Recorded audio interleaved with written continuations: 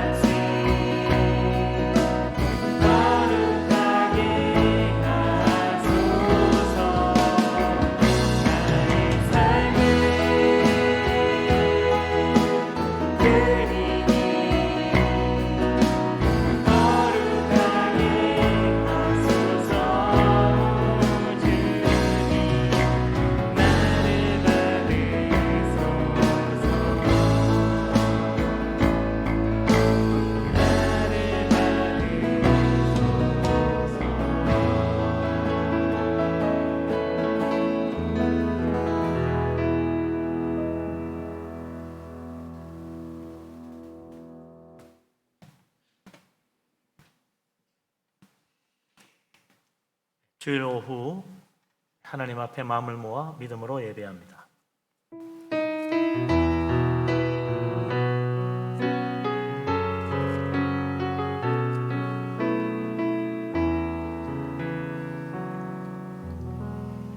태초에 말씀이 계시니라.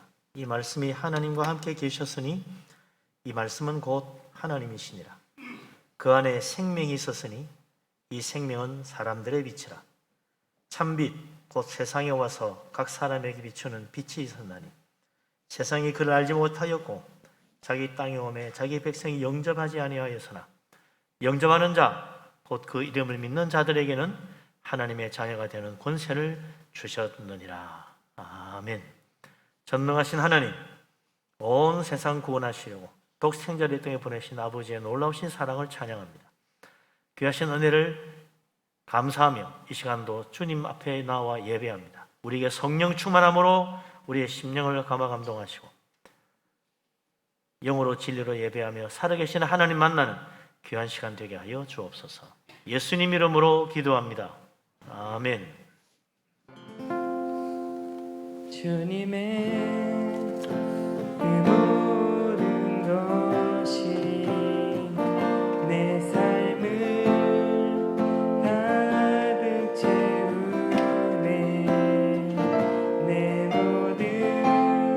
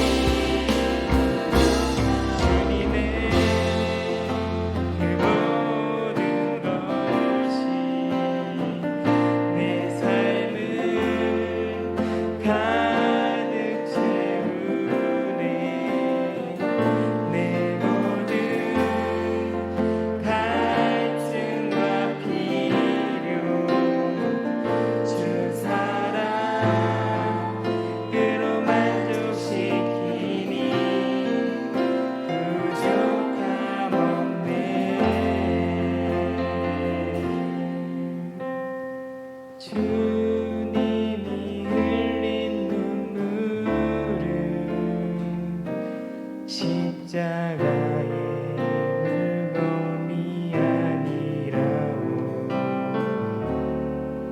우리의 무지함을 다하시며 흘리신 눈물이었소.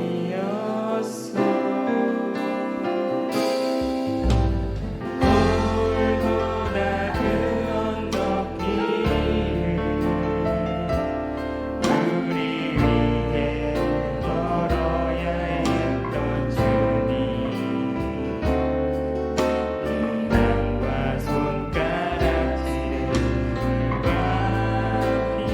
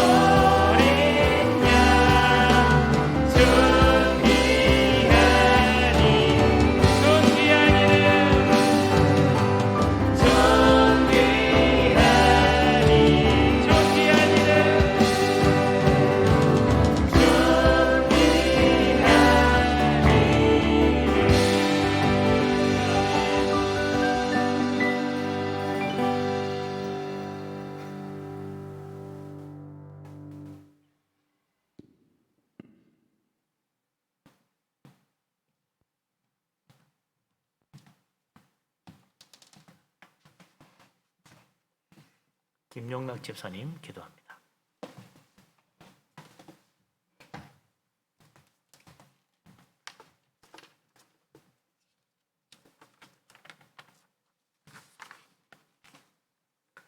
길이요 진리요 생명 되신 아버지 하나님, 우리들을 사랑하셔서 독생자 예수님을 아낌없이 내어주신 은혜를 감사드립니다. 한 주간도 우리를 눈동자같이 지켜주시고 붙들어 주신 주님, 주의 이름으로 모이는 곳에 함께 예배 드릴 때 주의 영이 충만하게 임하여 주시고 성도 한 사람 한 사람 심령 가운데 하나님의 은혜로 채워주시옵소서. 여전히 하나님의 뜻보다는 우리 자신의 유익을 위해 살아가는 우리를 불쌍히 여기시고 용서하여 주시옵소서. 사랑의 하나님, 이 나라 이 민족을 긍휼히 여겨주시고 전 세계가 코로나 감염과 패권 다툼으로 하루 앞을 예측할 수 없는 위기의 상황에 있습니다. 역사를 주관하신 아버지 하나님, 주의 손에 권세의 능력이 있사오니 코로나를 종식시켜 주시고 평화가 임하게 하옵소서. 또한 이 나라의 이념의 갈등과 세대 간의 갈등이 사라지게 하시고 새로운 역사를 써내려가는 대한민국이 되게 하옵소서.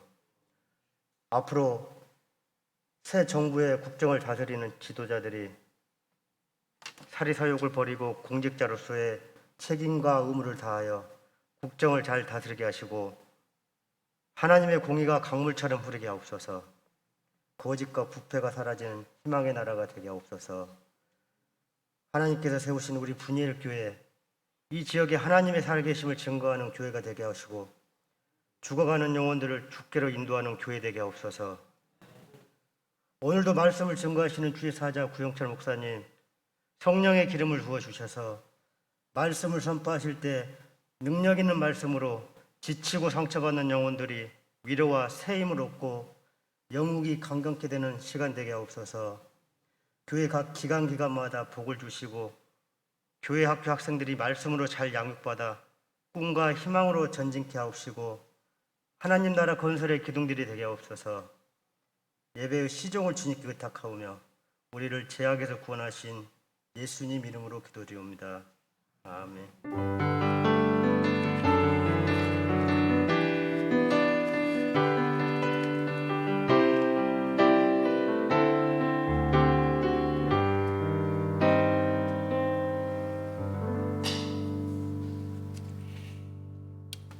하나님 말씀은 에베소서 3장 7, 8, 9절입니다.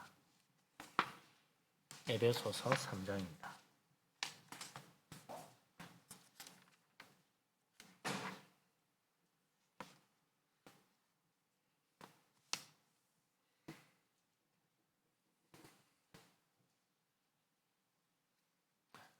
다 같이 에베소서 3장 7절, 8절, 9절 말씀을 한 목소리로 받들어 읽겠습니다.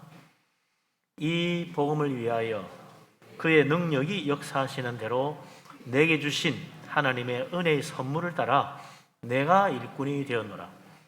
모든 성도 중에 지극히 작은 자보다 더 작은 나에게 이 은혜를 주신 것은 측량할 수 없는 그리스도의 풍성함을 이방인에게 전하게 하시고 영원부터 만물을 창조하신 하나님 속에 감추어졌던 비밀의 경륜이 어떠한 것을 드러내게 하려 하심이라. 아멘. 네, 이제 인도네시아 선교사님이신 이충호 목사님 나오셔서 은혜를 주시는 이유라는 제목으로 말씀을 전할 때 많은 은혜 받으시기 바랍니다. 아멘. 우리 나오실 때 오른손들을 할렐루야로 환영하겠습니다. 네, 선교사님 나오십시오. 할렐루야.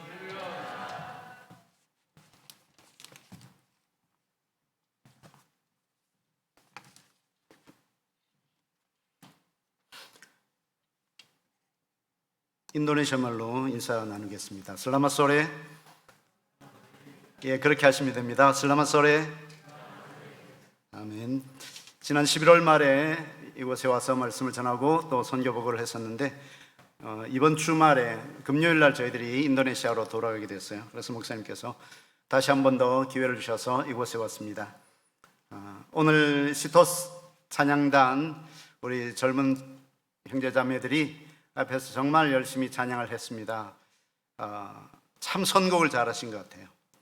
정말 사순절을 지나면서 가슴에 와닿는 그런 찬양이었는데, 정말 예수님의 마음, 예수님의 심정을 우리 마음에, 곡은 좀 따라 부르기 어려워서 처음 부르는 곡이지만 그래도 그 가사에 은혜 받으십시오 이런 말 많이 하지 않습니까? 여러분도 아마 은혜 받으신 줄로 믿습니다. 가사를 정말 묵상하면서 따라서 듣기만 해도 그 말씀 하나하나가 우리에게 주시는 메시지라고 저는 믿습니다. 오늘 이 귀한 자리에서 우리 함께 예배하게 됐는데요, 좌우에 옆에 분들 들리실지 모르겠습니다만 이렇게 한번 인사해 보면 좋겠습니다. 하나님이 우리와 함께 하시기에 우리나라의 미래는 밝을 것입니다.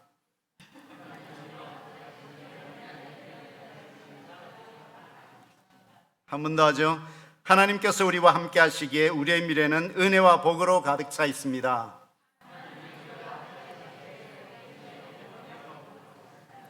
믿습니까? 저는 믿습니다. 하나님이 우리와 함께 하시기에.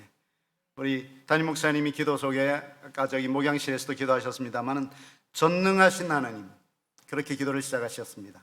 하나님의 전능하심을 믿는다면, 그분이 임마누엘 되셔서 우리와 함께 하신다는 것을 믿는다면 우리의 미래, 지금 현실은 암울하고 답답하고 이 빨리 코로나도 끝났으면 좋겠고 여러 가지 힘들지만, 그러나 하나님이 우리와 함께 하시기에 우리의 미래는 은혜와 복으로 가득 차 있는 줄로 믿습니다. 하나님이 우리와 함께 하시기에 우리나라도 다 잘 될 것입니다. 아멘입니까? 믿음으로. 믿음은 뭐예요? 바라는 것들의 실상이라고 그랬습니다. 그렇기 때문에 우리나라가 잘 되는 것을 바란다면 믿음으로 선포하는 것입니다. 그러면 그 말씀대로 이루어내는 것은 하나님의 몫이에요. 우리가 할 일은 믿고 선포하는 것이죠. 여러분의 삶 가운데 이런 하나님을 만날 수 있기를 바랍니다. 하나님께서 우리와 함께 하시기에, 다른 이유가 아니에요. 하나님이 우리와 함께 하시기에 우리의 미래는 은혜와 복으로 가득 차 있습니다. 아멘입니까? 그러면 저를 따라서 다시 한 번 더 해보십시오. 하나님께서 우리와 함께 하시기에 우리의 미래는 은혜와 복으로 가득 차 있습니다. 우리나라를 축복하면서 한 번 더 하죠. 하나님이 우리와 함께 하시기에 우리나라는 잘 될 것입니다. 아멘입니까? 우리가 믿는 하나님은 우리에게 복을 주시는 분이십니다. 하나님은 우리에게 은혜를 베푸시는 분이십니다. 그런데 얼마나 은혜 베풀기를 원하셨으면 하나님은 은혜 베풀기를 기뻐하시면서 기다린다고 그렇게 말씀하셨어요. 이사야 30장 18절 말씀에 보면 이런 말씀이 있습니다. 그러나 여호와께서 기다리시나니 이는 너희에게 은혜를 베풀려 하시며 일어나시리니 이는 너희를 긍휼히 여기려 하심이라. 대저 여호와는 정의의 하나님이심이라 그를 기다리는 자마다 복이 있도다. 아멘입니까? 하나님을 기다리는 자마다 복이 있다고 그랬어요. 그 하나님이 어떤 분인가 하면 너희에게 은혜를 베풀려고 기다리시는 분이에요. 하나님이 은혜를 베풀려고 기다리는데 우리가 하나님께로 나가지 않으면, 하나님의 은혜를 받으려고 안 하면 어떻게 되겠어요? 하나님의 그 은혜를 주시려는 그 은혜가 그냥 사장되는 거죠. 야베스의 기도라는 그 책에 보면 우리가 하늘나라 갔을 때 하나님이 우리에게 복을 주려고, 은혜 주시려고 얼마나 많은 것을 준비해 놨는데 우리가 그것을 다 누리지 못하고 예수님 믿으니까 그저 천국은 가겠죠.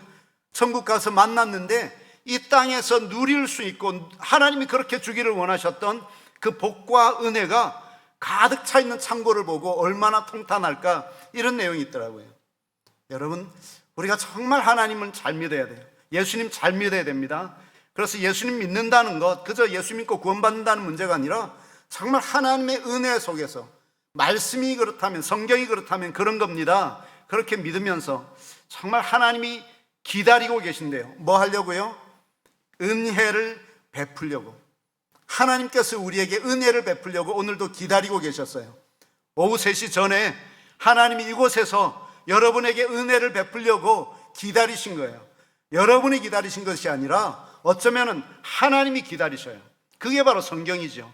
성경 말씀은 여호와께서 기다리시나니 이는 너희에게 은혜를 베풀려 하시며 그렇게 말씀하셔요. 저는 이 말씀 참 제가 설교할 때 많이 쓰는 내용인데, 여러분 성경이 그렇다면 그런 겁니다. 아멘입니까?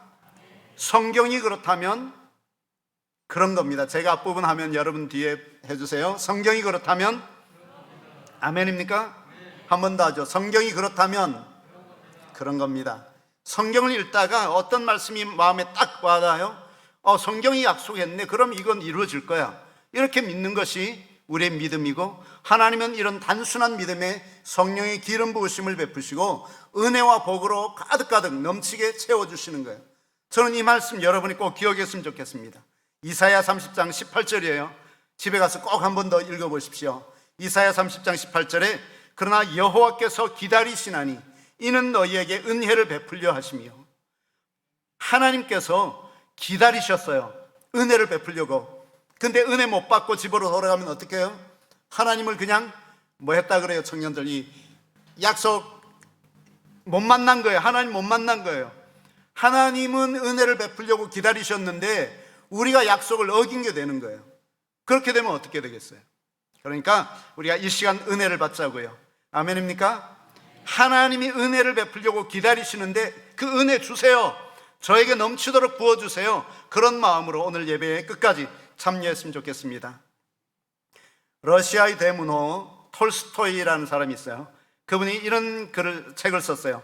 사람은 무엇으로 사는가? 우리가 다 사람인데요, 여러분 사람은 무엇으로 사는 것일까요? 어떤 분은 성경 말씀을 인용할 겁니다. 사람이 떡으로만 사는 것이 아니요 오직 하나님의 입으로 나오는 모든 말씀으로 살 것입니다. 아멘이죠? 그렇습니다. 근데 그분은 그 책에 사람은 사랑으로 산다 그렇게 표현하고 있어요. 어떤 천사가 벌을 받아서 내려와서 이 세상에서 알아야 될 그 세 가지 알아가면서 마침내 발견한 것은 사람은 사랑으로 산다는 것이에요. 근데 성경은 하나님은 사랑이시다 그렇게 말씀하셔요. 결국 사람은 사랑으로 사는데 하나님이 사랑이니까 우리는 하나님으로 사는 거예요. 하나님께서 사람을 창조하실 때에 하나님이 사랑이시라는 것을 깨닫고 그 사랑을 경험하면서 이 땅에서 사랑하면서 살고 마침내는 하나님을 만나는, 사랑이신 그 하나님 만나는 그것이 바로 우리 사람이라는 것이죠. 저는 이렇게 생각해 봤습니다. 우리가 다 사람이지만 그리스도인으로서, 성도로서 과연 우리는 무엇으로 살 것인가? 성도는 무엇으로 살까요? 똑같은 말일 수 있지만 사랑의 또 다른 이름, 은혜로 산다는 거죠. 은혜가 아니면 살 수가 없는 것이 우리 그리스도인이라는 것입니다.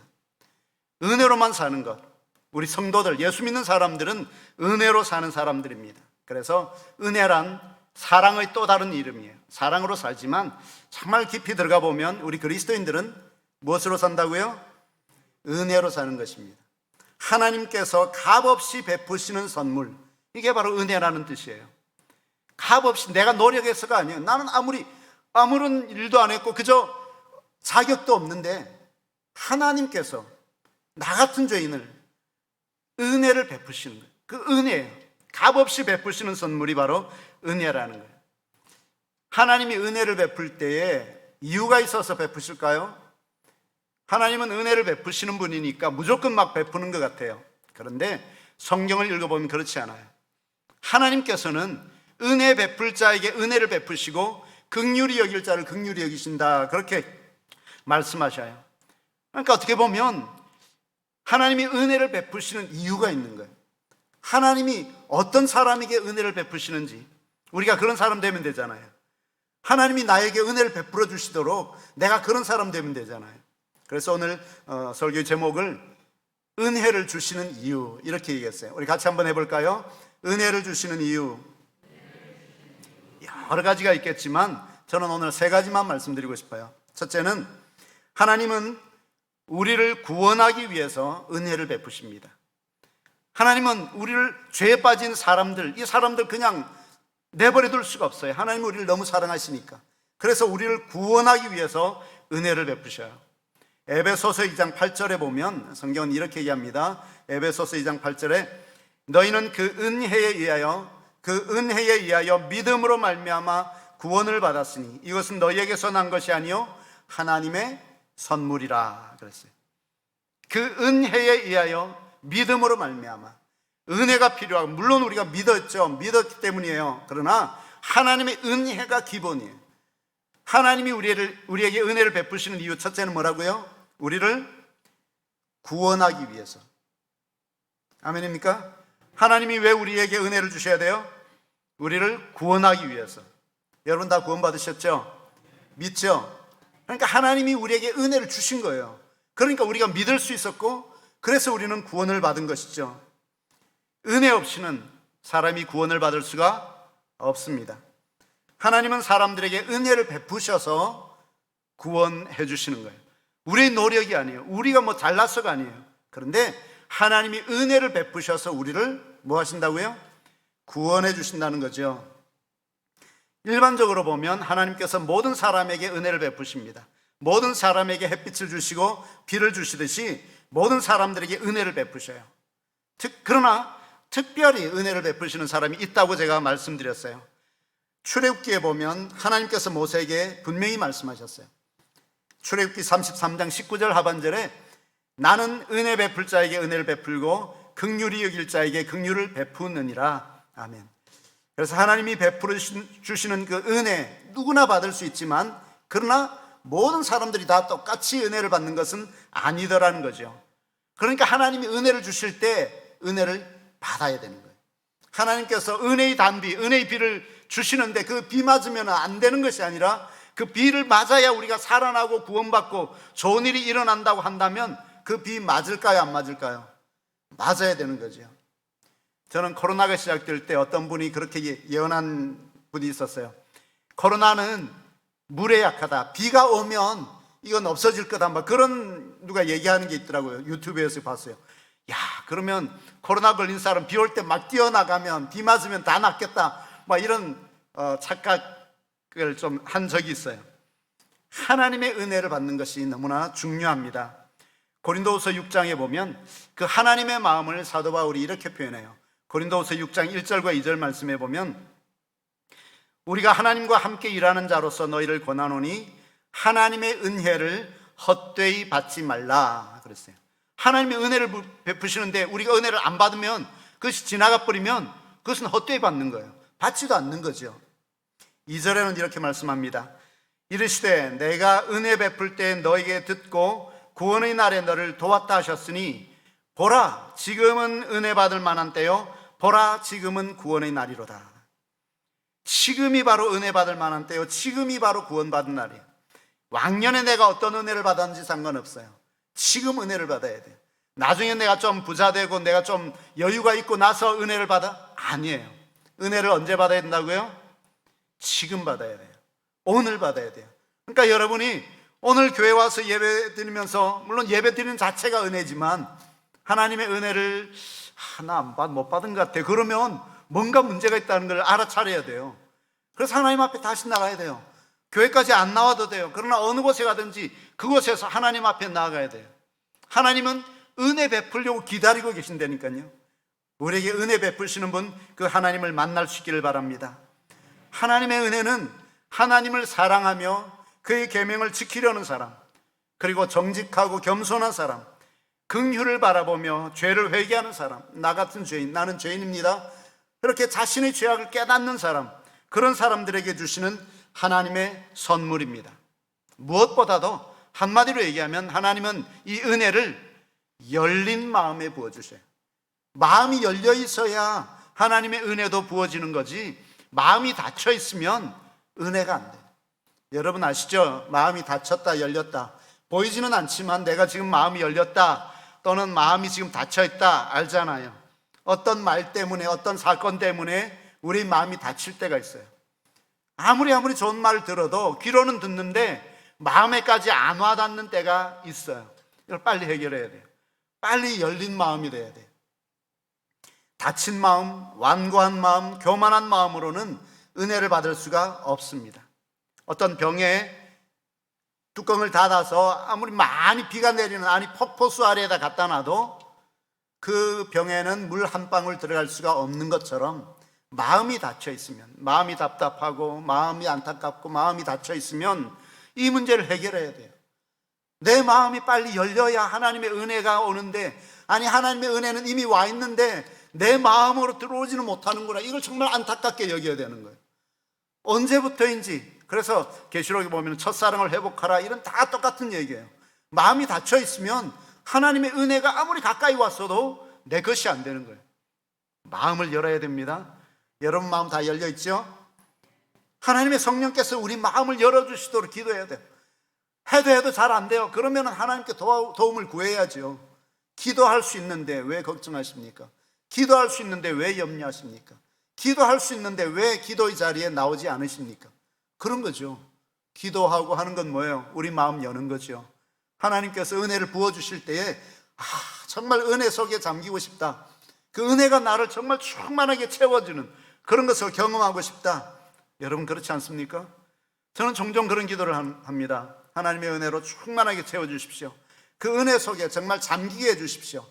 발목만이 아니라, 발목에 차일 정도가 아니라, 무릎 정도가 아니라, 허리 정도가 아니라 정말 헤엄칠 정도로 그 은혜의 강물 속에, 은혜의 바다 속에 충분히 그렇게 잠기게 해주십시오. 아까 우리 김 집사님 오늘 설교자를 아직 인식을 안 했는지 우리 담임 목사님을 위해서 기도했는데 저는 아멘이 되더라고요. 우리 담임 목사님이 말씀을 선포할 때마다 정말 은혜가 넘치고 사람들이 깨어나고 살아나고, 그렇게 그래서 정말 치유가 일어나고, 병든 사람들이 목사님 말씀을 들을 때에 그 말씀으로 인해서 성령의 역사하심을 경험하고 은혜를 받고, 이럴 때는 아직 말은 안 끝났지만 아멘 해주시면 더 좋은데, 아멘입니까? 우리 목사님을 위해서 정말 기도할 때 우리 김 지사님 기도하신 것처럼 능력 있게 하시고 그 말씀에 역사해 주시고 성령께서 역사하셔서 말씀을 들을 때 은혜가 넘치게 해 주십시오. 은혜를 받게 해 주십시오. 그래서 사람들이 변화되고 회복되고 정말 이 분이엘 교회가 놀라운 은혜의 자리가 되게 해 주십시오. 교회에 나오기만 해도, 이 자리에 들어오기만 해도 은혜가 충만하게 해 주십시오. 얼마나 좋아요. 제가 여기 차를 운전하고 오면서 보니까 길가에 딱 보이더라고요. 얼마나 좋아요. 이 지역을 정말 변화시킬 수 있는 그 은혜의 통로, 우리 모두가 은혜로 충만할 때 가능하다고 믿습니다. 성령님께서, 하나님께서 하시면 불가능이 없어요. 왜? 우리가 믿는 하나님 전능하신 하나님이시잖아요. 불가능이 없잖아요. 그 하나님을 우리가 정말 제대로 한번 믿어보자는 거죠. 여러분 은혜를 받읍시다. 아멘입니까? 옆에 분들 멀리 계시지만 한번 얘기를 해보세요. 은혜를 받읍시다.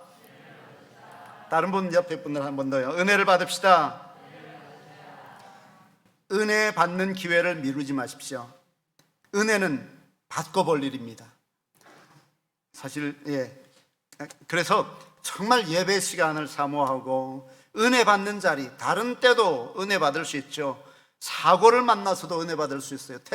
TV를 보다가도 이렇게 은혜 받는 경우도 있어요. 그러나 가장 큰 은혜, 놀라운 은혜, 이런 은혜의 폭포수가 있는 곳은 어딜까요?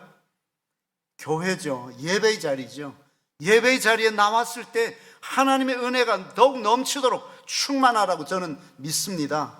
그래서 여러분 예배를 사모하시고 그 예배 속에서 은혜를 받는 그런 놀라운 일들이 지금부터 계속 일어날 수 있기를 바랍니다. 언제 은혜를 받을 수 있는가? 바로 지금이에요. 오늘이에요. 아까 읽었던 고린도후서 6장 2절 하반절에는 보라 지금은 은혜 받을 만한 때요, 보라 지금은 구원의 날이로다 그랬어요. 다른 날이 아니에요. 지금 여기를 살아야 돼요. Here and now를 살아야 돼요. 여기에서 지금 이 문제를 해결해야지, 문제가 있는데 이거 어떡하나 염려하고 걱정만 하고 있는 게 아니라 이걸 주님 앞에 지금 가지고 나오면 되는 거죠. 하나님 제가 이렇게 어렵습니다, 아버지 도와주세요 하고 어디서든지 지금 당장 가지고 나오세요. 그러면 하나님은 지금 은혜를 베푸시는 분이십니다. 하나님은 오늘 은혜를 베푸시는 분이십니다. 아멘입니까? 두 번째로 하나님이 우리에게 은혜를 주시는 이유는 고난을 받게 하기 위해서요. 제가 이렇게 말씀드리면서 조금 이게 맞는 말인가 하는 그런 생각을 했어요. 왜냐하면 누구나 고난받고 싶어 하진 않잖아요. 고난받는 거 저도 싫어요. 어려움 당하는 거 저도 싫거든요. 고난 좋아하는 사람 아무도 없습니다. 누구나 피하고 싶어 하는 이 고난이에요. 그런데 우리는 내가 잘못하지 않았는데도 고난 받는 경우가 있어요. 이 뭐 바이러스, 팬데믹, 코로나, 우리가 잘못해서 그런 것일 수도 있죠. 인재일 수 있어요. 그러나 이런 원치 않는 그런 고난을 당할 때가 있습니다. 빨리 끝났으면 좋겠어요. 그런데 여러분 아십니까? 성경에서 이 고난을 뭐라고 얘기하시는지요? 빌립보서 1장 29절에 보면 이런 말씀이 있어요. 여러분 그냥 귀로만 듣게 되어서 어떨지 모르겠습니다만은 성령께서 여러분에게 이 말씀이 기억나게 했으면 좋겠습니다. 빌립보서 1장 29절에 보면 그리스도를 위하여 너희에게 은혜를 주신 것은 다만 그를 믿을 뿐 아니라 또한 그를 위하여 고난도 받게 하려 하심이라. 한 번 더 제가 읽을게요. 그리스도를 위하여 너희에게 은혜를 주신 것은 다만 그를 믿을 뿐 아니라 또한 그를 위하여 고난도 받게 하려 하심이라. 아멘입니까? 우리가 하나님의 은혜를 받는 이유, 하나님께서 우리에게 은혜를 주시는 이유는 예수님 잘 믿기 위해서, 구원받기 위해서도 은혜를 주시지만 고난도 받게 하려 하심이라 그랬어요. 우리는 때로는 성경을 읽을 때에 우리 마음과 좀 달라도 아멘 해야 되는 거 아시죠? 성경이 그렇다면 뭐예요? 그런 겁니다 그랬으니까요. 성경이 은혜를 주신 것은 고난도 받게 하려 하심이라 그랬어요. 우리가 고난을 잘 받으면 은혜가 필요한 거예요. 은혜가 있으면 고난이 와도 그게 그렇게 힘들지 않은 거예요. 어떤 사람은 그런 얘기할 수 있겠어요. 나 고난 안 받고 싶어요. 그래, 은혜도 필요 없어요. 은혜 안 받고 그냥 고난 안 받고 살래요. 그러는데 그게 안 되잖아요. 누구나 고난을 받잖아요. 고난은 사람을 구별하지 않잖아요. 이 사람에게는 고난 가지마, 이 사람만 가, 이거 없잖아요. 누구에게나 고난은 찾아오는 것입니다. 그런데 믿는 사람이나 믿지 않는 사람이나 다 고난을 받지만 믿는 사람들이 고난을 이겨낼 수 있는 힘이 있고 또 이겨낼 수 있는 가능성이 높은 이유, 그것은 바로 하나님이 계시기 때문에, 은혜가 있기 때문에, 하나님이 우리에게 은혜를 베푸시기 때문에 정말 죽을 것 같은 그런 절망 가운데서도 이겨낼 수 있는 거죠. 욥을 보십시오. 욥은 그런 고난 가운데 있었지만, 고난의 대표 명사잖아요. 그러나 하나님이 함께 하셨기 때문에 지금으로 보면 우리에게 은혜가 있으면 어떤 고난도 이겨낼 수가 있는 것입니다. 하나님이 주시는 은혜가 있기 때문에 우리는 고난도 이겨낼 수가 있습니다. 중국의 유명한 전도자이며 신학자인 워치만리라는 사람이 있어요. 워치만리의 책에 이런 이야기가 나옵니다. 그가 하루는 꿈을 꿨습니다. 배를 타고 노를 저어 가는데 갑자기 앞에 큰 암초가 나타났어요. 그래서 그 배를 가로막아요. 아무리 좀 피해서 가려고 해봤지만 어떻게 극복을 하지 못해서 막 힘들어하고 있는데 꿈속에서 하나님께 기도했습니다. 하나님, 이 난관을, 이 암초를 좀 빨리 좀 제거해 주세요. 그때 하나님께서 말씀하시는 것을 듣습니다. 사랑하는 아들아, 내가 이 암초를, 바위산을 없애줄까? 아니면 강물을 불려서, 강물을 많이 넘치게 해서 이 바위산을 지나가게 할까? 그랬어요. 여러분이라면 어떻게 하시겠습니까? 당연히 강물이 부르면 이걸 지나가면 끝이잖아요. 근데 이 암초, 바위가 없어지면 지나가다가 또 다른 바위가 나타나고 또 다른 바위가 나타나고 막 그럴 거 아니에요. 그래서 워치만리가 그렇게 고백했답니다. 그렇게 기도하기를, 이 강물을, 수위를 불려주세요. 그렇게 얘기를 했답니다. 그래서 꿈속에서도 쉽게 지나갔다는 그런 이야기가 있어요. 워치만리는 꿈에서 하나님께서 보여주신 것처럼 그 평생에 수많은 어려움과 고난이 있었어요. 전도자로서 또 복음을 전할 때도 많은 고난이 있었던 사람입니다. 그러나 은혜의 강물, 은혜의 강물이 넘쳐 흘렀기 때문에 어떤 어려움도 잘 극복할 수 있었다, 그렇게 고백하고 있습니다. 은혜는 우리로 하여금 고난을 이겨낼 수 있는 힘을 공급합니다. 그래서 시편 기자는 시편 119편 71절에서 이렇게 고백하죠. 고난당한 것이 내게 유익이라. 이로 말미암아 내가 주의 율례들을 배우게 되었나이다. 고난당한 것이 뭐라고요? 내게 유익이라고 고백했습니다. 아마 여러분 가운데서도 정말 힘든 순간들을 많이 겪으면서, 거쳐오면서 지금 나의 삶을 돌이켜보면, 야, 그때 고난당한 것이 내게 유익이었다 고백하는 분들이 꽤 있을 것입니다. 그렇습니다. 은혜는 우리로 하여금 이 고난을 이겨낼 수 있도록 하나님이 주시는 선물이에요. 그러니까 은혜를 못 받고 은혜가 메말라 있으면은 조그만 어려움이 있어도 힘들어하고 괴로워하고 이겨내지를 못하는 거예요. 그러나 은혜가 있으면 괜찮아, 다 잘 될 거야. 하나님이 함께 하시는데, 하나님이 나와 함께 하시는데, 지금은 아마 또 다른 뜻이 있겠지, 무슨 뜻이 있겠지, 그러면서 이겨낼 수 있는 그런 힘을 얻게 되는 것이죠. 이런 은혜가 우리 모두에게 넘치기를 바랍니다. 아멘. 세 번째로 하나님이 우리에게 은혜를 주시는 이유는 오늘 본문에서 발견한 건데요, 선교하게 하기 위함입니다. 은혜를 주시는 것은 하나님의 나라를 위해서, 복음을 위해서 선교하도록 하는 이유가 있다는 것이죠. 사도 바울은 예수님을 잡아서 죽이는 사람이었어요. 예수님을 믿는 사람들 잡아서 막 옥에도 넣고 죽이게도 하고 했던 그런 사람이잖아요. 근데 다메섹으로 가는 도중에 부활하신 예수님을 만났어요. 그리고 그가 변화되고 이방인의 사도가 되었습니다. 오늘 본문 에베소서 3장 7절에서 그는 이렇게 고백합니다. 7절에 보면 이 복음을 위하여 그의 능력이 역사하시는 대로 내게 주신 하나님의 은혜의 선물을 따라 내가 일꾼이 되었노라. 사도 바울은 그가 어떤 사람인지 본인이 너무나 잘 알기 때문에 하나님의 은혜의 선물을 따라 내가 일꾼이 되었다, 그렇게 고백해요.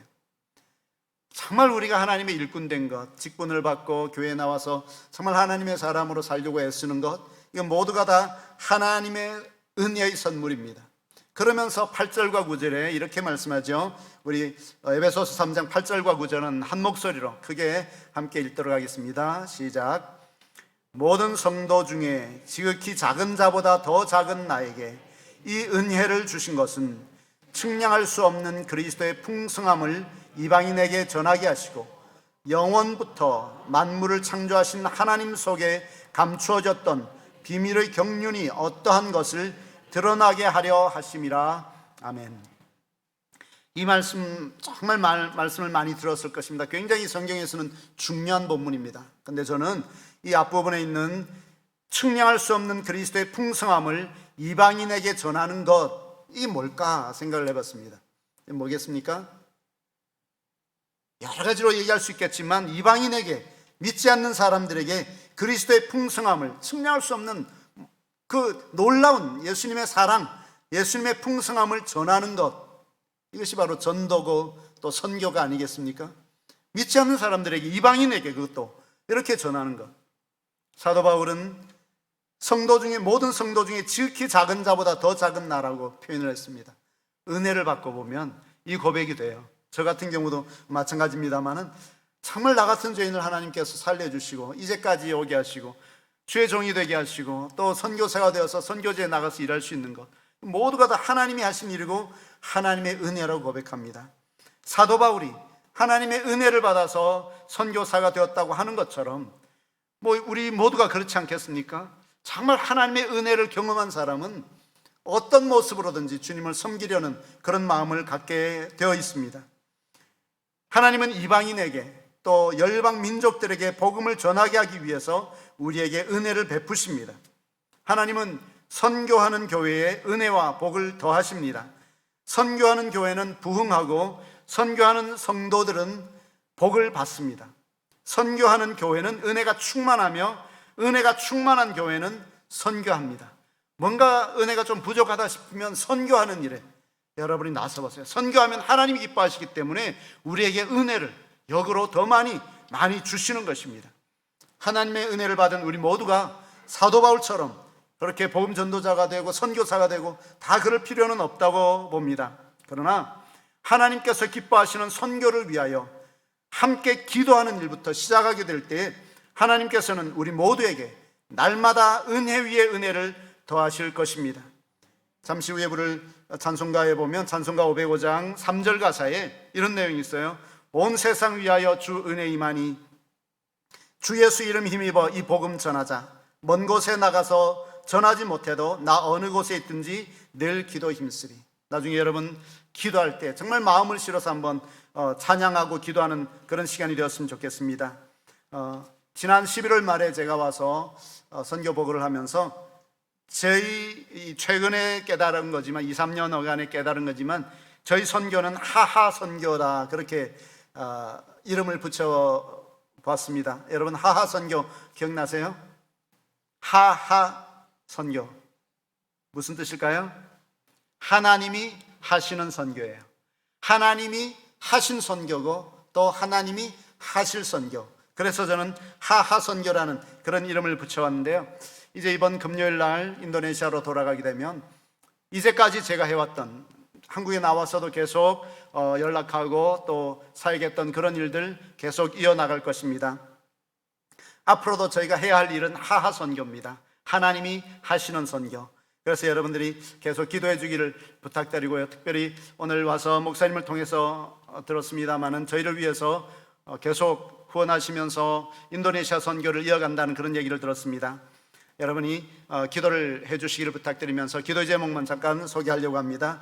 첫째는 샬롬 신학교 신학생 장학금 지원 사역을 하고 있습니다. 우리 신학생들이 한 132명 정도 되는데요. 우리가 영성지도를 하면서 장학금을 지원하는데 많이 못 주고 이번 학기에 35명 지원하고 있습니다. 이 인원을 늘려가면서 우리 학생들이 영성지도를 통해서 우리 양육받고 이 샬롬 신학교가 하나님이 쓰시는 그런 교회 신학교가 될 수 있도록 기도해 주십시오. 지성과 영성을 겸비한 하나님의 사람들을 키우는 선지 동산이 되도록 기도해 주십시오. 두 번째 기도 제목, 사역과 기도 제목은 샬롬 신학교 영성지도 사역인데 그냥 학생들에게 장학금을 지불하기보다는 영성지도를 통해서 영성지도를 훈련을 받고 말씀과 기도 훈련을 받는 학생들에게 그 학생들이 또 장학금 신청을 하면 저희들이 지원하고 있습니다. 그리고 매일 말씀과 기도 속에 살도록 하려고 하고 있습니다. 이 일을 위해서 기도해 주십시오. 방학을 이용해서는 2박 3일 동안 또 영성 수련회도 하고 있는데 이 영성 지도를 통해서 신학생들이 오직 말씀과 기도로 충만한 성령의 사람들이 되도록 기도해 주십시오. 세 번째 사역과 기도 제목은 목회자와 신학생 제자훈련 사역입니다. 저희는 샬롬 신학교를 졸업한 목회자 한 그룹 그리고 신학생 두 그룹을 제자훈련하고 있습니다. 한국에 나와서도 요즘은 줌으로 제자훈련을 할 수 있기 때문에 하고는 있는데 이제 인도네시아 들어가면 한 달에 한 번은 만나고 다른 주는 비대면으로 하려고 해요. 우리 학생들과 목회자들이 저희 집까지 오려면 오토바이 타고 서너 시간, 어떤 사람들은 버스 갈아타고 한 6, 7시간 이렇게 멀리서 오는 사람들이 많아서 좀 안타깝습니다.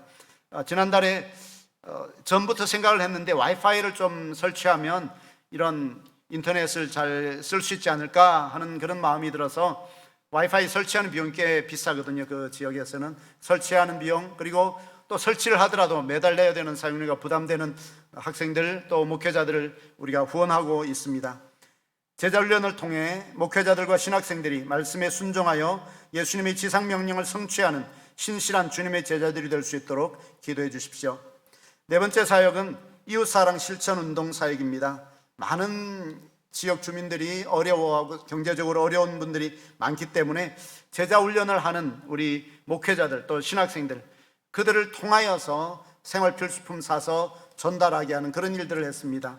그냥 구제비만 전달하는 것이 아니라 어떻게든지 함께 만날 수 있는 접촉점을 만드는 거죠. 이 사랑을 전달하며 신학생들과 목회자들이 기쁨과 행복을 맛보았다고 고백하며 감사 인사를 전할 때 이것이 바로 하나님이 우리를 쓰시는 이유구나 하는 그런 생각이 들었어요. 그래서 저희들도 이런 축복의 통로가 된 것에 감사하고 있습니다. 이런 사랑 실천 운동이 계속 이어져서 무슬림들과 이웃들에게 그렇게 예수님의 사랑을 전하고 또 기쁨과 행복을 시골 구석구석까지 전하여서 생명의 역사, 복음의 역사가 일어나기를 간절히 원하고 있습니다.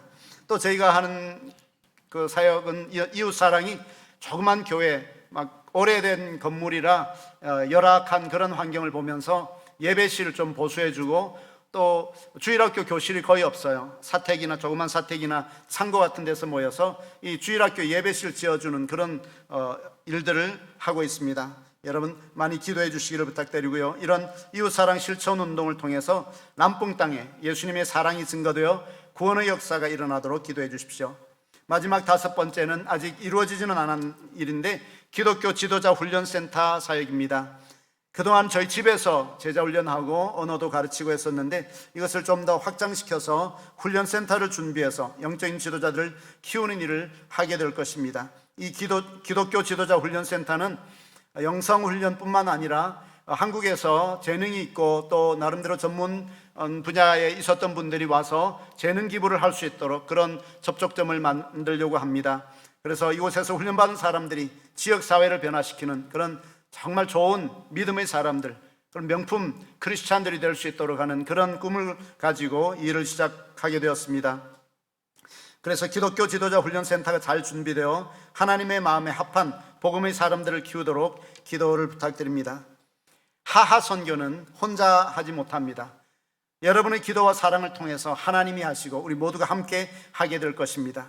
하나님 나라를 위해서 선교사와 또 후원교회가 함께하는 하하 선교, 쉽고 가볍고 재밌고 행복한 그런 일이고 또 하나님께서 우리에게 은혜를 베풀어 주시는 통로가 되고 또 복이 되는 것입니다. 선교는 하나님이 기뻐하시는 일이며 하나님께서 우리를 통해 하시는 일입니다. 빌립보서 2장 13절에 보면 너희 안에서 행하시는 이는 하나님이시니 자기가 기쁘신 뜻을 위하여 너희에게 소원을 두고 행하게 하신다 그랬습니다. 여러분의 마음속에 선교에 대한 그런 기도의 제목 붙잡고 기도하시는 분들, 그 마음의 소원, 그 소원을 이루도록 하나님께서 환경을 변화시켜 주시고 물질도 주시고 모든 형편을 낫게 해 주실 것입니다. 이런 일들 함께 해나갈 수 있었으면 좋겠습니다. 마지막으로 고린도후서 9장 8절 말씀에 보면 하나님이 능히 모든 은혜를 너희에게 넘치게 하시나니 이는 너희로 모든 일에 항상 모든 것이 넉넉하여 모든 착한 일을 넘치게 하게 하려 하심이라 그랬습니다. 하나님이 우리에게 은혜를 주실 때 그냥 조금 주는 것이 아니라 넘치게 하신다 그랬어요. 왜냐하면 이 우리가 받은 은혜로 모든 일에 항상 모든 것이 넉넉하여 모든 착한 일을 넘치게 하게 합니다. 그렇게 말씀하셨는데 여러분의 삶이 하나님의 놀라운 은혜, 이 은혜 위에 은혜를 많이 받아서 모든 일에 항상 넉넉하여서 모든 착한 일을 넘치도록 하는 그런 은혜의 삶을 살 수 있기를 주님의 이름으로 축복합니다. 마지막으로 제가 정말 좋아하는 찬양, 인도네시아 찬양 한 곡 부르고 마치도록 하겠습니다. Kuada svava anugramu, kuada karena kasih-Mu, Tuhan Yesus, ku berterima kasih buat kasih rahmat-Mu. 주님의 은혜로 인해 주님의 사랑 때문에 내가 여기 존재함에 감사 주님의 자비로 Terima kasih Yesus Yesus Terima kasih hanya anugerah-Mu buat hidupku sekarang, ku kan memuji-Mu selamanya. 감사해요 예수 예수 감사해요. 지금 나의 삶은 오직 주의 은혜, 영원히 주님을 찬양해. 아멘. 기도하겠습니다. 하나님 아버지, 지금까지 살아온 것이 하나님의 은혜입니다. 하나님, 우리를 구원하기 위해서 은혜를 베푸셨고 고난도 이겨내게 하기 위해서 우리에게 은혜를 베푸시는데 무엇보다도 열방을 향하여 복음을 전하고 또 사람을 살리는 일에 쓰임받기 위해서 은혜를 베푸시는 하나님, 너무나 감사합니다. 하나님께서 사랑하시는 이 브니엘 교회 모든 성도들에게 날마다 은혜 위에 은혜를 더하여 주시고 어떤 어려움 가운데서도 은혜로 인하여 능히 극복하는 귀한 성도들 될 수 있도록 역사하여 주옵소서. 담임 목사님을 붙잡아 주시며 장로님들과 권사님 모든 집사님들 하나님께서 사랑으로 붙잡아 주셔서 정말 하나님 나라를 위해서 헌신하며 일하는 모든 일들을 감당할 수 있도록 하나님, 날마다 은혜 위에 은혜를 더하여 주옵소서. 그렇게 하실 주님을 찬양하옵고 감사드리오며 예수님의 이름으로 기도드리옵나이다. 아멘.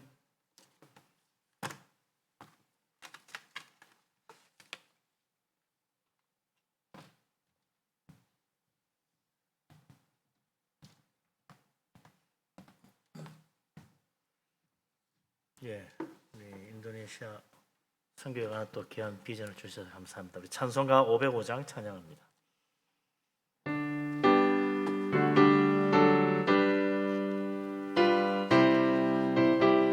505장 찬양하면서 또 성경공도 같이 하시겠습니다.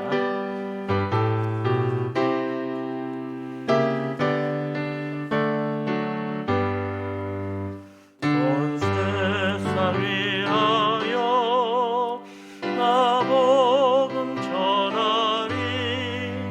만 백성 모두 나와서 주 말씀 들어라.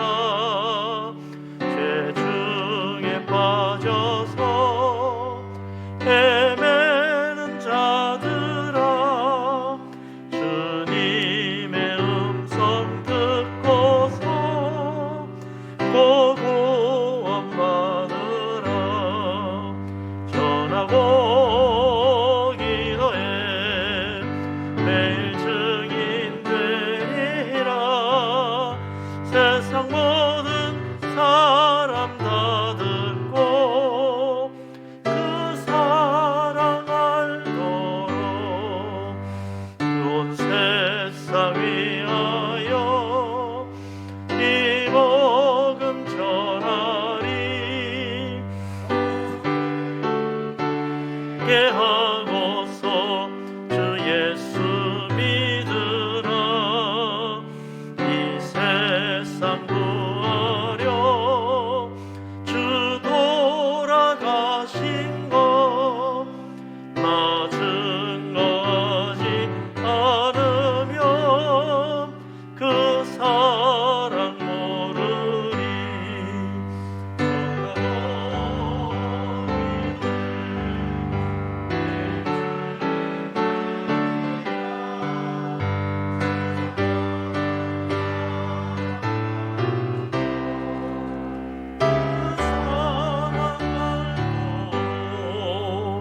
온 세상 위하여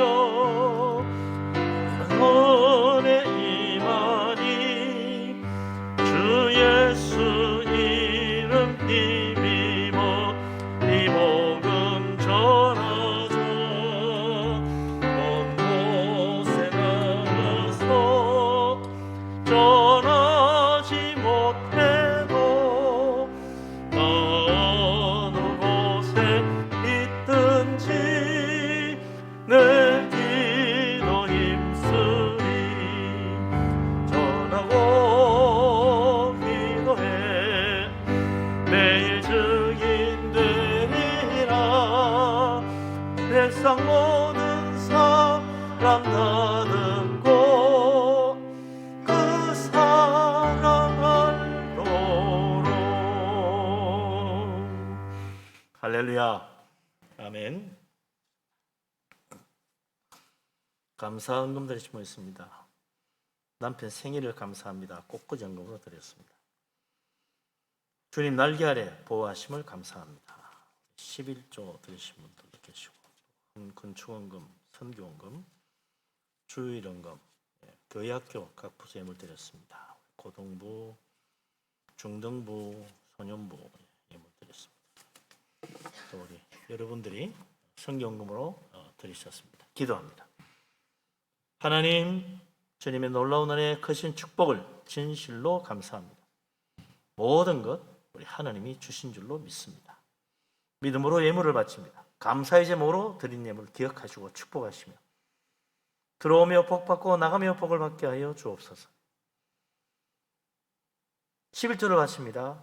약속하신 대로 하늘 문을 여시고 물 붓듯이 복을 부어 그 창고에 차고 넘치게 하여 주옵소서. 선교원금, 건축원금 드리는 그 믿음의 복을 내리시고 그 집에 터가 넓어지며 복된 것으로 채우시며 자녀들도 다 잘되게 하여 주옵소서. 주일원금을 바칩니다. 또 교회 학교 어린 생명들 주님 앞에 예물을 드립니다. 우리 중고등부 학생들도 드린 예물들 기억하시고 하나님 그들의 앞길을 창대케 하시며 앞으로 이 세상에서 훌륭하게 쓰임받으며 주께 영광 돌리게 하여 주옵소서. 하나님 또한 오늘 인도네시아 선교사님 말씀을 통하여 은혜 받고 또 귀한 선교에 동참하는 믿음으로 선교 헌금으로 예물을 드립니다. 하나님 기억하시고 축복하시며 이 선교 헌금을 통하여 인도네시아에 하나님의 복음의 씨앗이 뿌려지고 무생명이 구원받고 선교의 풍성한 열매가 맺히도록 축복하여 주옵소서. 인도네시아가 복음의 나라로 변화되게 하여 주옵소서. 모든 것 주님 의지합니다. 우리 하나님께서 선한 역사를 이루실 줄로 믿습니다. 예수 그리스도 이름으로 감사하며 기도합니다. 아멘.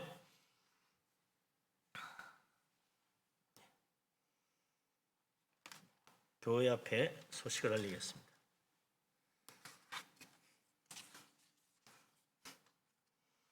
사순절 기간 십자가 주님을 묵상하며 경건하게 지내시길 바랍니다. 4월 둘째 주일에 부활절 앞에 놓고 성례식이 있습니다. 세례 베풀게 될 텐데 유아 세례, 아동 세례, 세례 입교 받으실 분들은 이달 말까지 사무실에 신청해 주시기 바랍니다. 오늘 인도네시아 선교사님이신 이수모 선교사님 오셔서 귀한 말씀 감사합니다. 늘 주님 함께 하시기 바랍니다. 주변에 넣어드린 우크라이나 전쟁 피해자와 강원도 산불 이재민 구호 헌금 다음 주일까지 헌금하시면 되겠고요. 또 우리 기독교 학교 정체성 수호를 위한 헌법 소원 서명하는 거 오늘 하고 또 다음 주 한 번 더 하도록 하겠습니다. 그래서 오늘 못 오신 분은 다음 주에 또 오셔서 할 수 있게 이렇게 하겠습니다. 적극 참여를 부탁드리고요. 결혼식 우리 오규월 집사님 따님 신부 박찬미양 이번 주 토요일 날 12시에 서울에 있는 루벨 예식장에서 결혼식 합니다. 교회에서 11시 출발 예정이라고 합니다. 같이 가실 분들은 그때 오시면 되겠습니다. 나머지 주보를 보시고 참고하시기 바랍니다. 마치기 전에 우리가 인도네시아를 위해 기도를 한번 해야 될 것 같아요. 기도 좀 잔뜩 받아놓고 그냥 이대로 나가면 안 될 것 같습니다. 우리 선교사님 기도 제목을 보니까 이제 그곳에 가서 우리 요즘 우리나라 선교가 현지의 지도자를 세우는 게 제일 중요한 일이에요.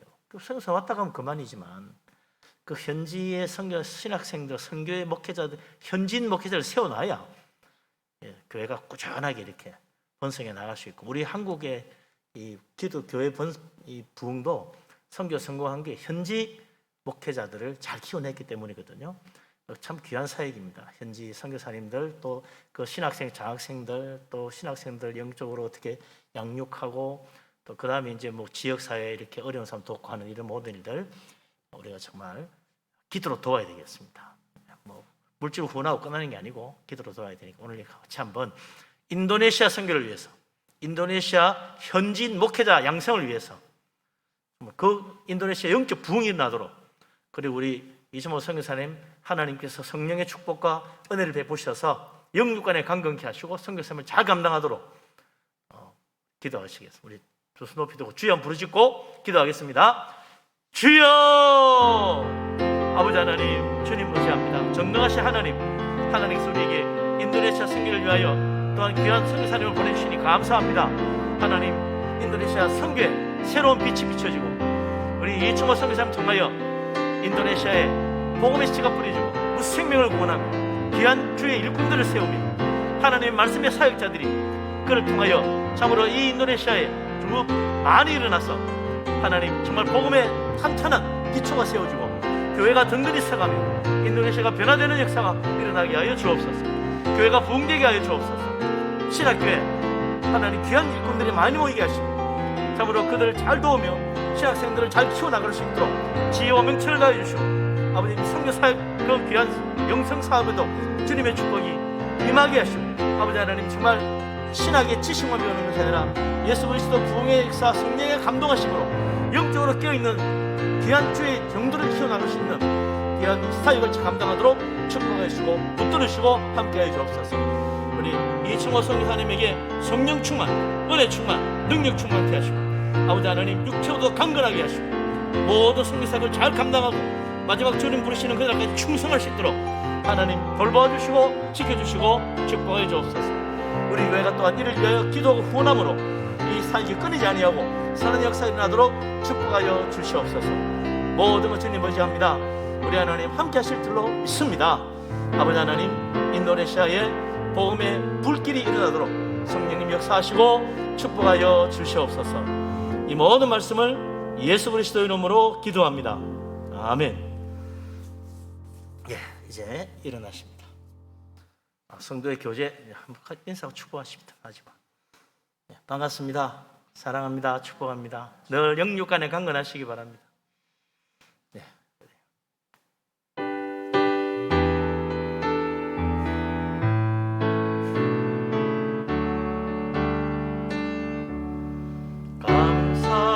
감사해요 주님의 사랑,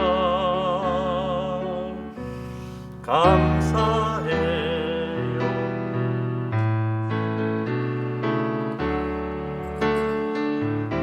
목소리 높여 주님을 영원히 찬양해요. 나의 전부이신 나의 주님. 이춘모 선교사님 축도로 예배를 마칩니다.